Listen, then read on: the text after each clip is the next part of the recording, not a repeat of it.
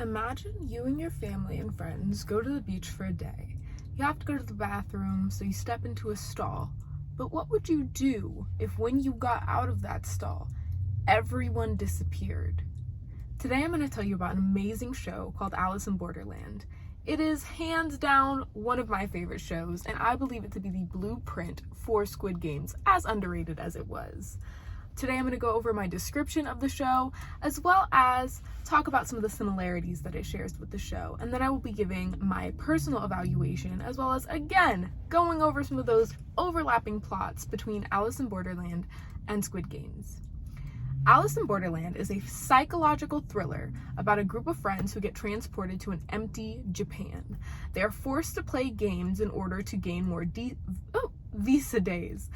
This means that if you were to play a game worth 3 points, you would have 3 visa days to live and or play more games for more points.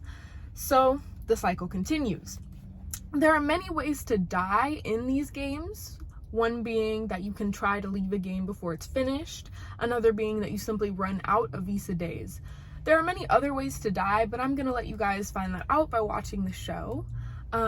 Aside from that, I would say that there were a lot of similarities when it came to the types of games, the plot twists, reveals, betrayals, and friendships. But lastly, that one character that just will not die, no matter how much evil they carry out. It is like karma just will not come for them.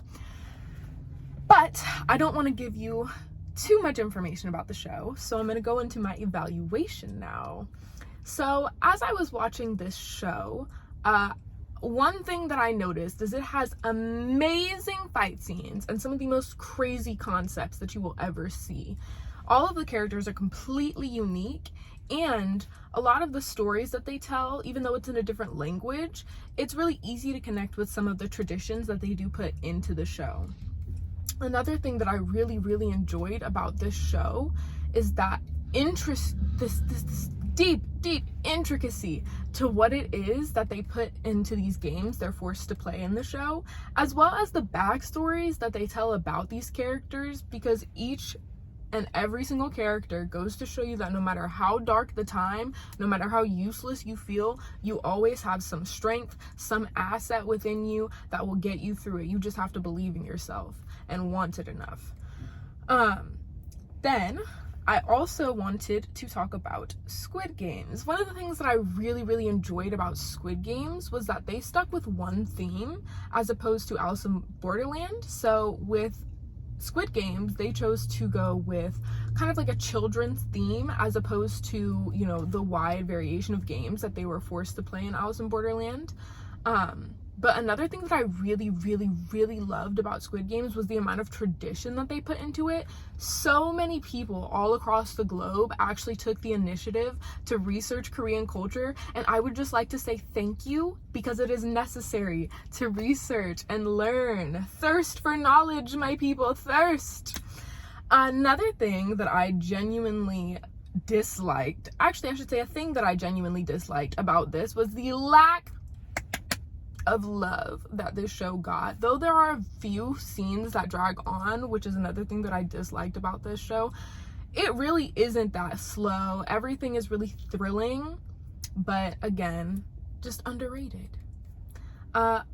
Lastly, I would just like to say that these are 2 amazing shows. I would gladly recommend them, even though I will forever be saddened by the fact that Squid Games overshadows Alice in Borderland. I truly believe it to be hands down, actually both shows to be hands down amazing. There is another season on the way, but I do believe that Alice in Borderland is the blueprint to Squid Games. So tell a friend, tell a neighbor, go outside, meet a stranger, tell them that Alice in Borderland is one of the most amazing shows, and go watch for yourself and then let me know how you feel about it. Other than that, I have to know, what would you do if you were forced to play deadly games in order to survive? Would you give up? Would you keep going? Let me know. Bye.